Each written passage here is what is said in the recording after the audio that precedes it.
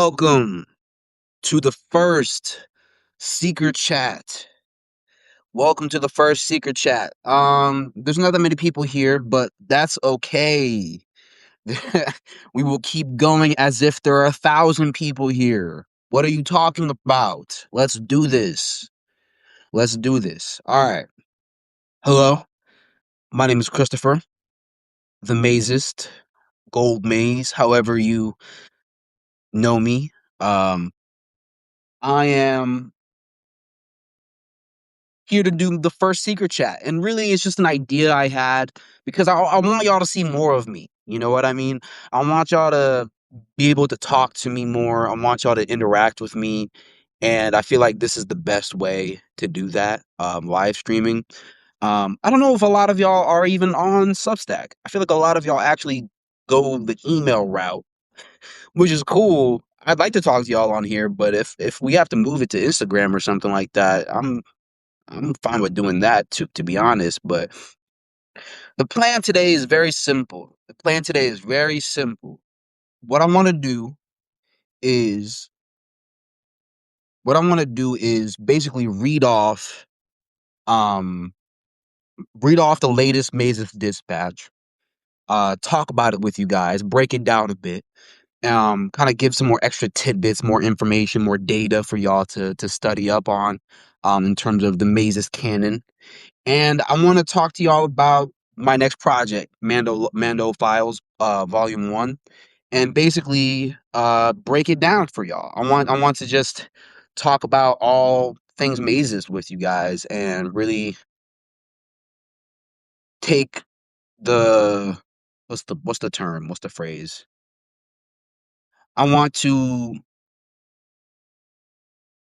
open the curtain a bit on my process, but also give you guys a really nice experience. So all right. So this January 14th Mazes dispatch, starting off the year strong. You feel me? We have the dispatch structure notes.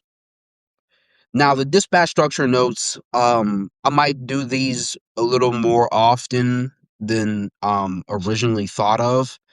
I think what I want to do is really showcase the philosophy and methodology behind the structure of my creative expression. I feel like there's a lot of thought that goes into it, but if I feel like if I'm intentional about sharing the method as well as the music or as well as the magic or as well as the writing, I feel like I can help a lot of you guys with how to, you know, um digest art better.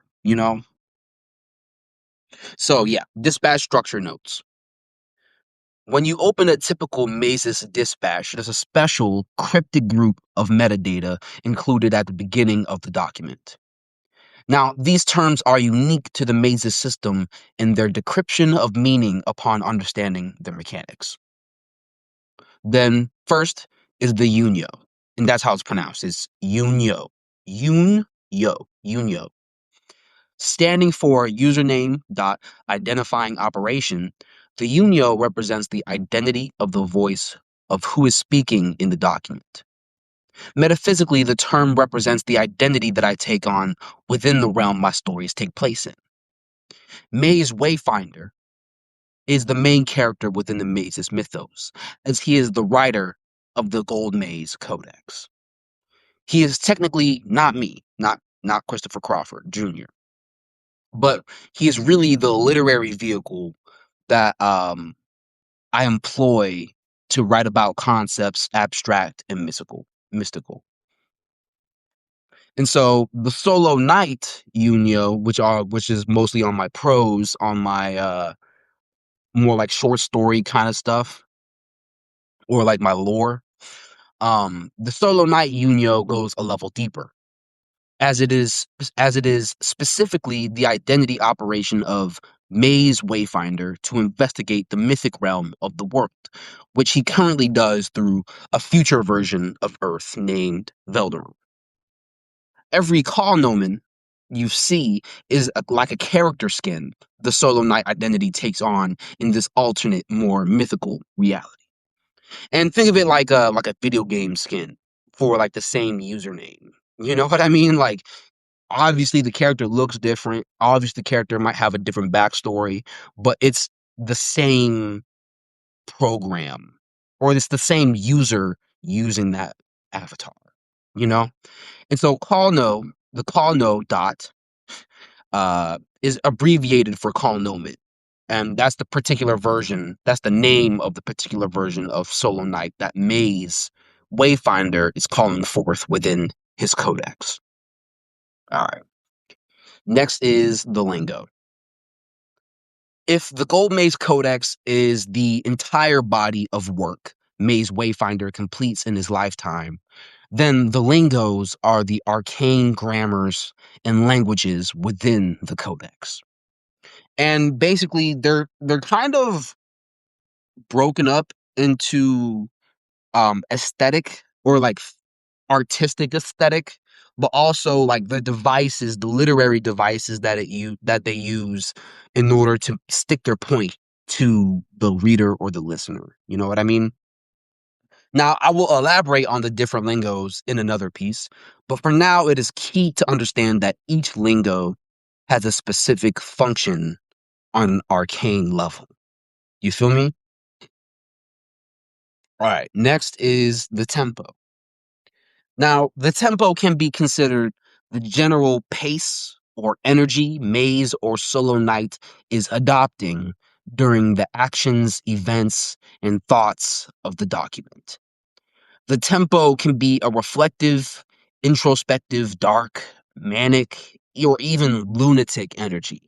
But really, the comprehension of what the tempo is on the part of the reader is meant to deepen perspective into the mind of the character, you know, and really the range of tempos is generally unknown. At least to me, I feel like I could probably unlock some different tempos as time goes on in my career. Um, I think there's an unlimited range to the energy one could adopt when expressing themselves and when contemplating and stuff like that or reflecting. So yeah, that is meant to be an open-ended kind of mystery that I pose. Now, Mazeism, Arcana as Force, Unio, Maze Wayfinder, Lingo, Heartfire. Want to tap into the Force? The real Force, the real magic of the world, the secret mechanism of the universe. You see, what people consider magic has an underlying principle. It transforms something ordinary into something extraordinary. Whether it's a spell of otherwise inconspicuous words and movements, or an amulet made out of a particular stone in a particular shape, the magic working within these things is a mechanism of transformation. What we think is the spell or amulet doing the work is really the emotion and belief behind the transformative power of their symbolism. You feel me? Maze's principle. Arcana is the force of change within reality. The same force that makes a flower or person grow into something starkly different from their origin. The same force that speaks across art and media to ignite action in the individual and masses. The same force that causes both minute and massive changes in society. It's not some woo-woo concept meant for wizards and sorcerers. It's not an abstraction too mysterious to handle. Arcana is a very real force that slowly moves humanity in its revolutions, one person at a time. It is a very real force that people have harnessed to a myriad degrees.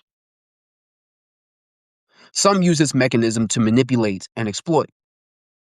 Others use it to build and inspire. But I feel like both don't really go far enough. It is my mission as the Mazist to reclaim Arcana as a universal mechanism that our present and future generations can utilize for healing, for revolutionary growth.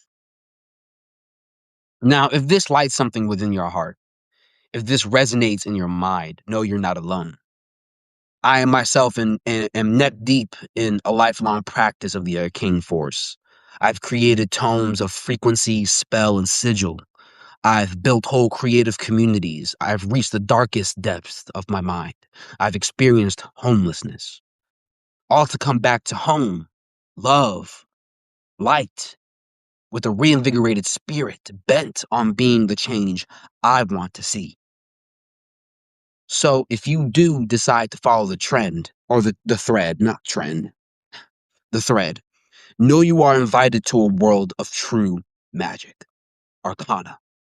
Just as much mad science as it is magic, I want to stress the experimental nature of this project. I do not have the ultimate answers. Let me repeat, I do not have the ultimate answers. I don't think anyone here thinks that, but I just got to say it. What I wish to do is include the weary seeker on my own journey of solving the mysteries that plague me as a person, of creating change as a means to heal. For the seeker, the Mazist Institute. Okay? Codex, Gold Maze, Unio, Solo Knight. So this is now from the perspective of Solo Knight. Call Nomen, time-wise. Case, 2.22, Mando. Tempo, aware. The Phoenix Wraith shard feels cold. The sun's ghost, its living power source, must be tense about something. I don't know where this sensitivity to the car came from, really. Could it be the training? Endless routines running through operating phrases? Orientation with the Wraith shard did not include anything about the emotions of the sun's ghost. As a power source, the ghost is more abstract than chemical or engineered. The brainchild of the Temple State Kublo department, it's a mechanism of nuclear power, sentient intelligence, and channeled operation. I understand its operation in the nuclear energy that powers said operation. The intelligence is more elusive, however. This coldness is unlike the ray shard. Usually the azure glow of the interior emanates a warmth that holds me in the vehicle, as the ghost creates a channel from one timeline to the next. I can even see my breath. Damn. I shiver violently, looking side to side at the kaleidoscopic view with slight franticness, and I muster a couple words. What's wrong? The holographic dashboard of the race shard cleared itself of bips and displays a single phrase. He just went dead set. The onset of freight confusion is potent at the sight of the code word. No way. I have to know what that means, right? Yo. Ain't no way orientation forgot something this key. I center myself like muscle memory. The sun's ghost response was immediate. Clearly, this is the next mission. Or something. Amando? From his four previous...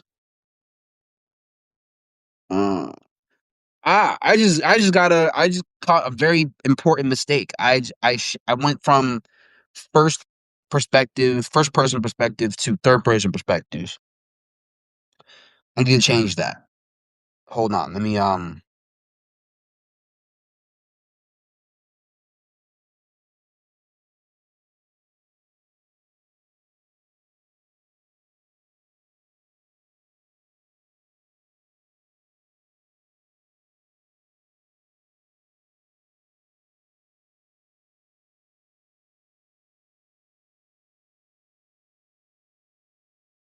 okay, we're back. From my four previous Mando opponents, I've gathered that Mando of all shapes and sizes referred to their home-time base and their peers as the set. Dead set. He must have defected.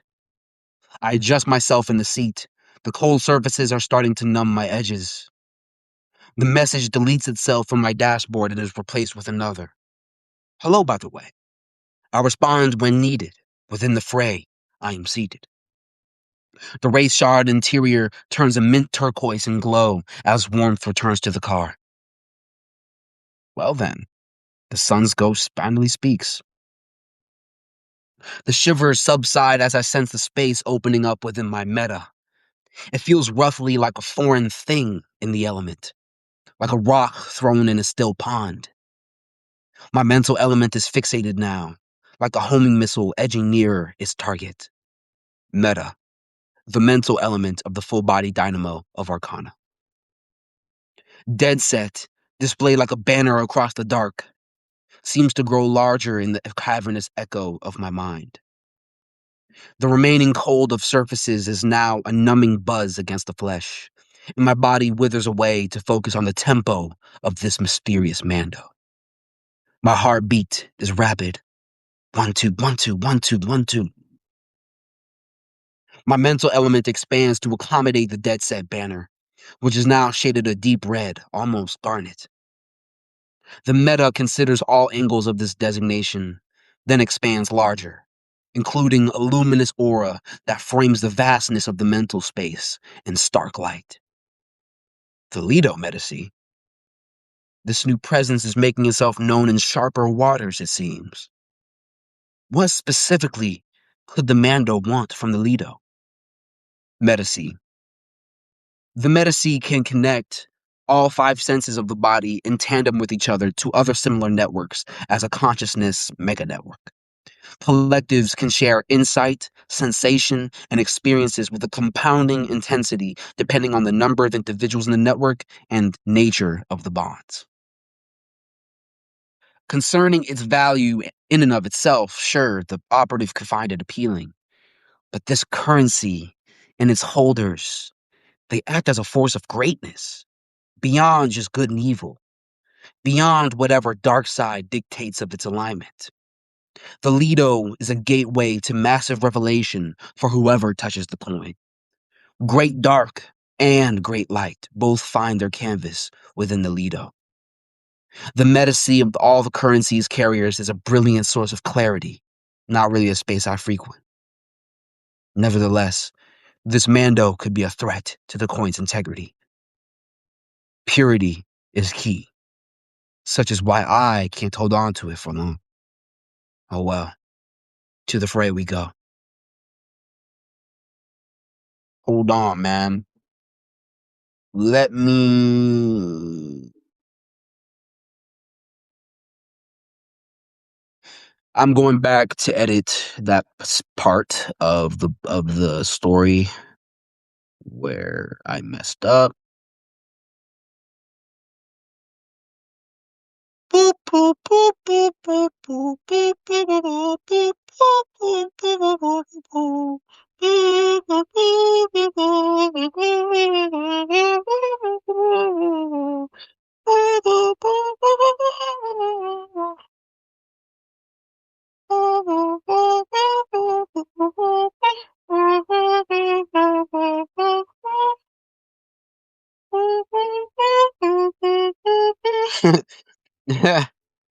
uh, what am I doing?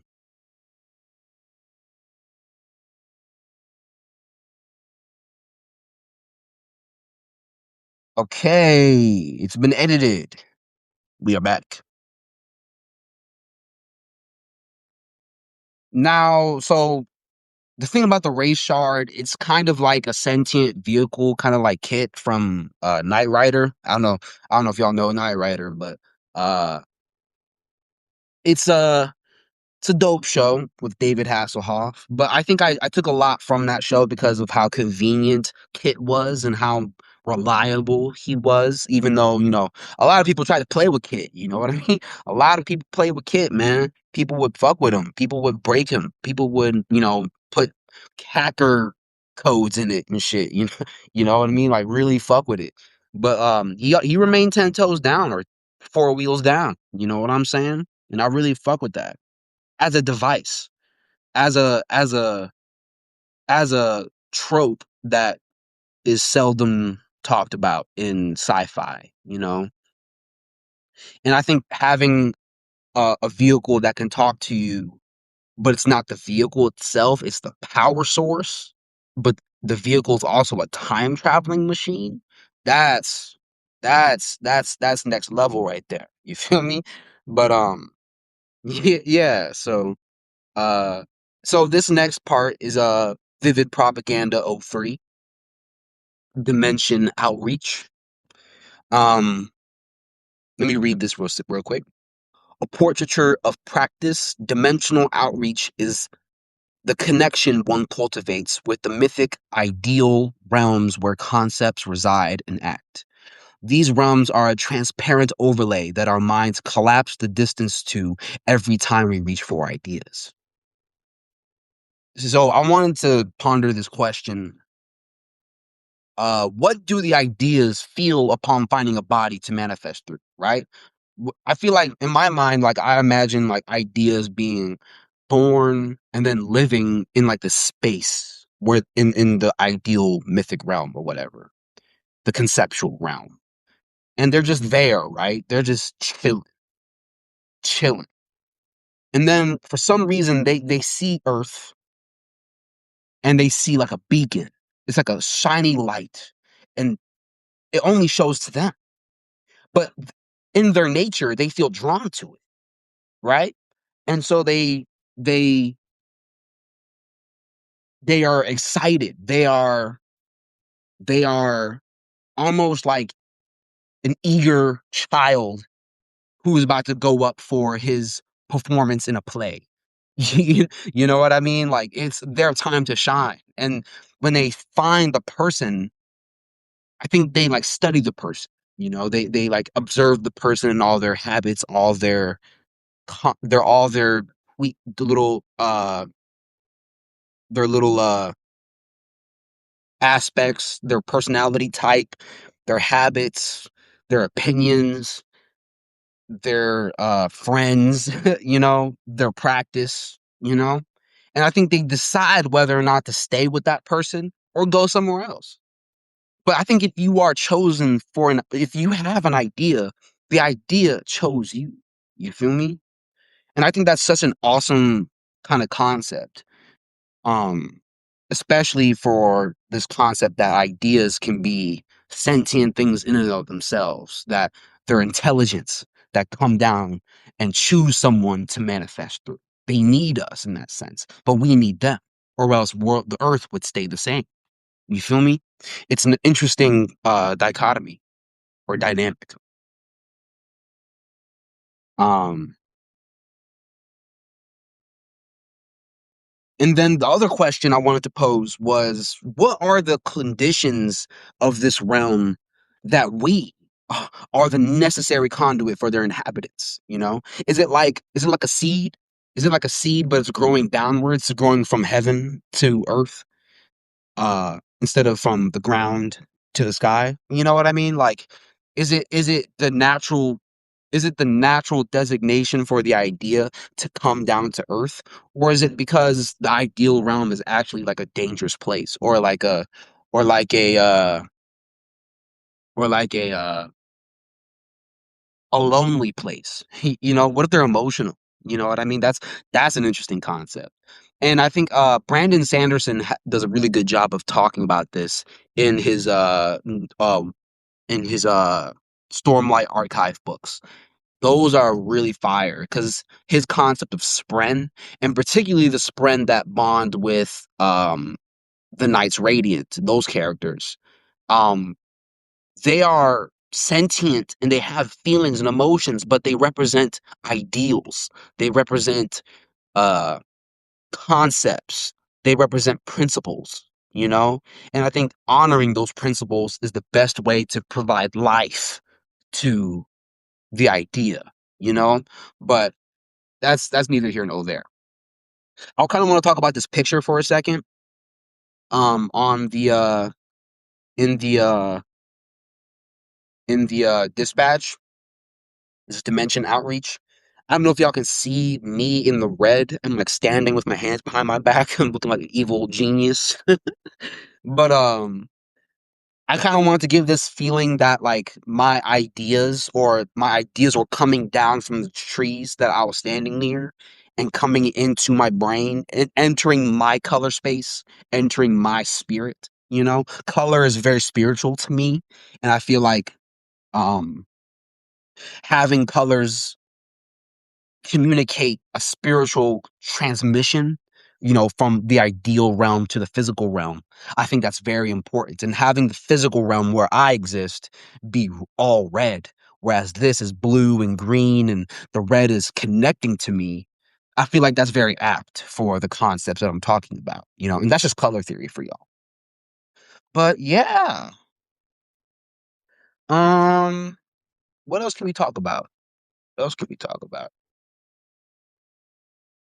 Um, there's like a little bit of stuff I want to talk about with Mando Files, my upcoming rap project. I want to talk about how that has been a very important lesson in patience. I will tell you that right now. Very important lesson in patience. And I'm learning it. I'm definitely learning it. It's not as hard as I um originally thought it would be to be patient for this project, even though at first I was definitely very impatient trying to get this out as fast as possible. But, learning how life, gets in the way of that sometimes, how you have to deal with other people's schedules, deal with other people's temperaments and energy levels and stuff. That it's almost liberating because you learn how to work with your friends. I'm learning how to work with my producers. I'm learning how to work with money, how to work with jobs, how to work with all these things that life is just going to keep throwing at you, keep throwing at me. And just continuing to strive for the greatness that I know is within me is so special. And I don't take it for granted, not anymore at least. I don't think I ever did, but I think I definitely complained a lot more when I was younger. Like not even that much younger. Like I would say like like from like 20 to 22, I was pretty like I was pretty impatient and pretty annoying about this art stuff. Kind of insufferable. But that's neither here nor there. I'm much better now. I'm healing. Um so yeah. I kind of want to show y'all some I don't know if I can post this on Substack. I don't know if I can post this on Substack after I'm done. Um, hope I can. That'd be really cool if I could. I have to see. Anyways, I'm gonna play one of these songs from uh Mando Files, and I want y'all to listen to it. Um, if y'all ever check out this live stream, you're gonna get a special sneak peek to Mando Files. So let me play Death Stalker. Yeah, let's do that one.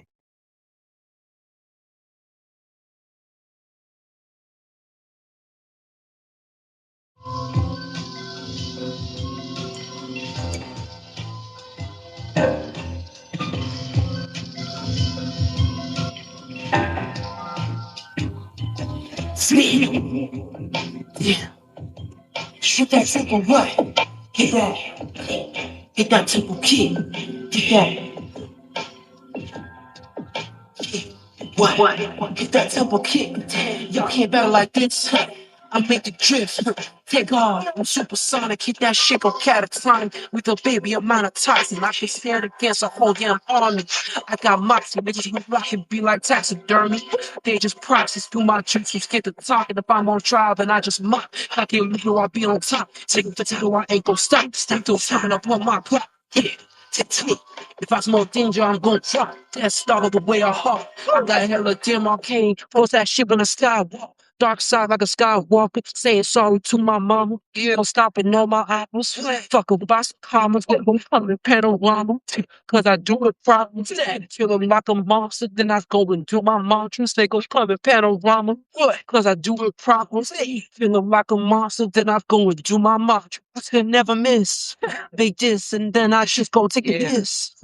They know my shit is better. They know my shit is clever. They know I'm live and chronic, cause I'm just hunting down vendettas. My hands are Kendall Berettas. My bands are Kendall the light up in my eyes when I reach for the head. Shot my luck, ran out.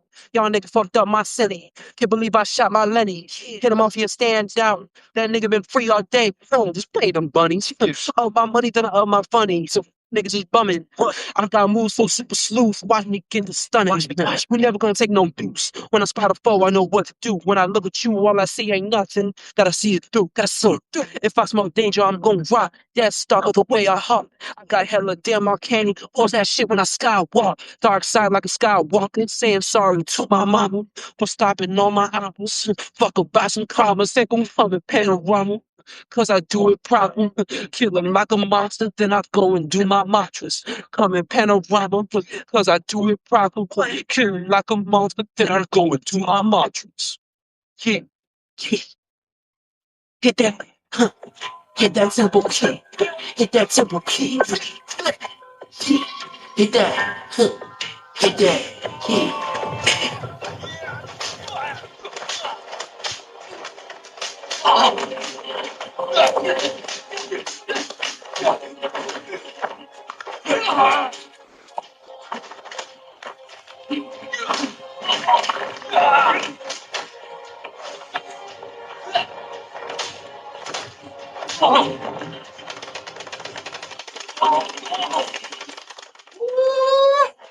What y'all know about that?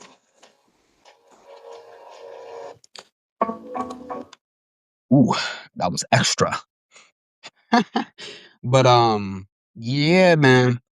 That was Death Stalker. That's track 4 of Mando Files. It's a 7-track project. And it's releasing February 22nd. Hopefully. That's what 2.22 Mando means on the case. Originally it was 1222. I thought I was gonna release in December, but life got in the way. But that's neither here nor there. Thank you guys for listening. Thank you guys for being your presence being here. Thank you guys for watching me ramble and watching me read my dispatch. I'm gonna do a lot more of these. You're gonna see me a lot more. And I want to wish you guys a happy new year. We're starting off strong. We're starting off fresh. Hopefully more of y'all will show up next time. I really hope I can post this on an archive of sorts on my profile on here, so y'all can check it out if you guys didn't make it. And yeah, that's it from me. Maze out. Peace.